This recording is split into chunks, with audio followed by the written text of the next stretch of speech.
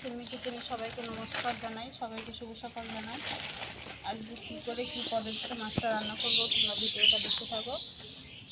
কিছুটা মাছ বাজার থেকে সম্পূর্ণ মাছ নিয়ে এসছে, কিছুটা মাছ আমি আলাদা রেখে দেবো, অন্য কিছু রান্না করব। আর সর্ষে পোস্ত দিয়ে রান্না করব শর্টকাটে। 4 পিস মাছ নিয়েছি, মাছটা আমি এখন হলুদ নুন দিয়ে মেখে ভেজে নেব। সর্ষে পোস্ত ভেজে নিয়ে রান্না করব তরকারিটা।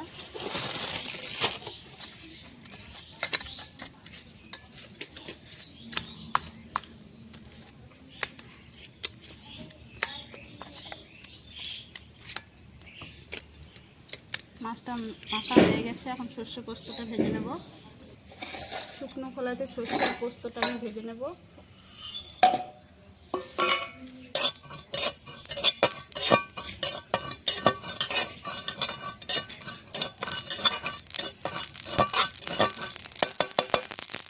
ভাজা হয়ে গেছে, নামিয়ে নেব। সর্ষে পোস্ত ভাজা হয়ে গেছে, এখন মাছটা ভেজে নেব।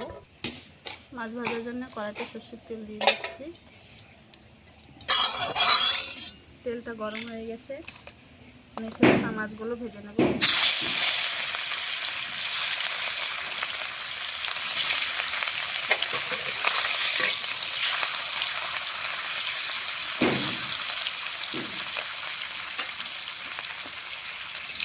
মাছটা উল্টিয়ে দেবো। মাছটা আমি কড়া করে ভাজবো না, হালকা করে ভাজবো।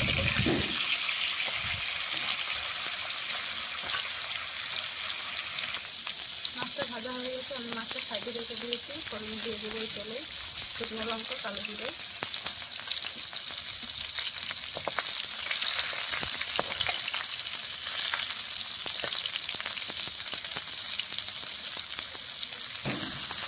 মাছটাও ভাজা হয়ে গেছে, ফোড়নটা দেওয়া হয়ে গেছে। এখন তেলে মাছের জল দিয়ে দেবো।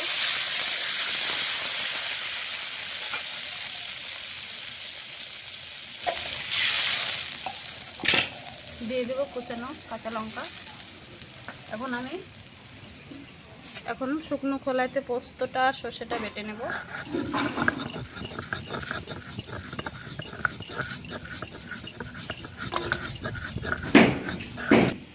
দিয়ে দেবো পরিমাণ মতন হলুদ গুঁড়ো, স্বাদ মতো নুন।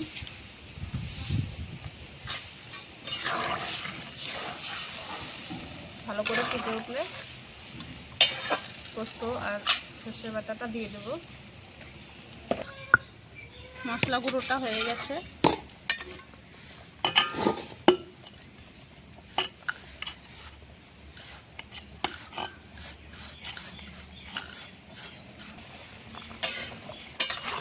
ঝোলটা ফুটে উঠেছে, ভেজে রাখা পোস্ত সর্ষেটা দিয়ে দেবো। এই ভাজা মশলাটা তোমরা নামানোর আগে দেবে।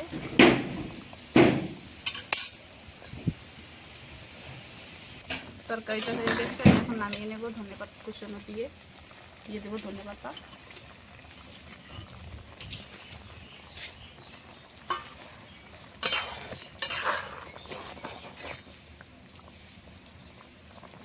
উপর দিয়ে হালকা করে আমি সর্ষের তেল দিয়ে নামিয়ে নেব। তরকারিটা হয়ে গেছে, নামিয়ে নিচ্ছি।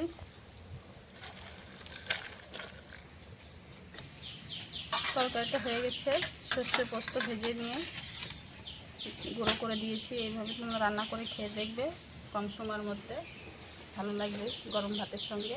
তোমাদেরকে যদি এই রেসিপিটা ভালো লাগে অবশ্যই লাইক কমেন্ট শেয়ার সাবস্ক্রাইব করে দেবো। আজকের মতন ভিডিওটা